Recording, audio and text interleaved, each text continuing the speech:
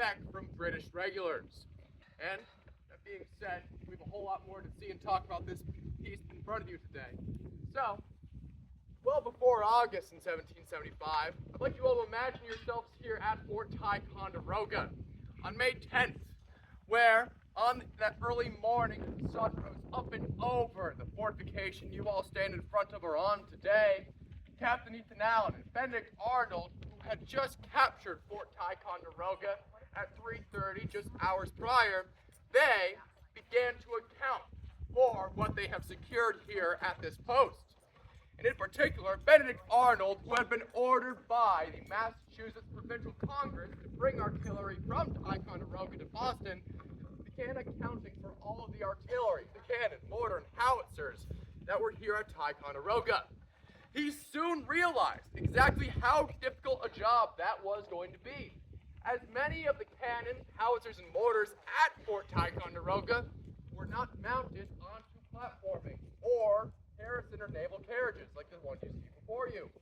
No, instead, they laid strewn about the fort's peninsula, a whole lot of them actually down in the water and mud of Lake Champlain, sinking down to the east of the fort. It took 3 whole days for Benedict Arnold and his choice for engineer, Bernard Romans, to unearth all of the artillery at Ticonderoga. And at the end of those 3 days, they summed that there were about 64 to 66 pieces of ordnance at Fort Ticonderoga, which were both bronze and iron cannon, mortar, and howitzers, all left over from campaigns previous, some even from the French and Indian War, as the British had stockpiled artillery here at Fort Ticonderoga after the end of the 7 Years' War here in North America.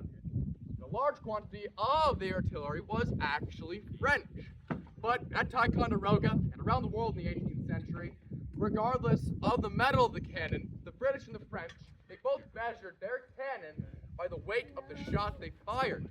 In the British system, there were 3-pound cannon, 6-pound cannon, 9-pound cannon, 12-pound cannon, 18-pound cannon, 24-pound cannon, and 32-pound cannon.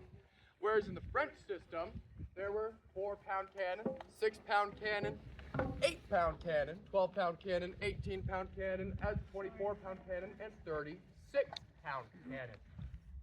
Now, with all of that, regardless of the weight of the shot they fired or the nationality of the piece, all of these guns had the same working parts.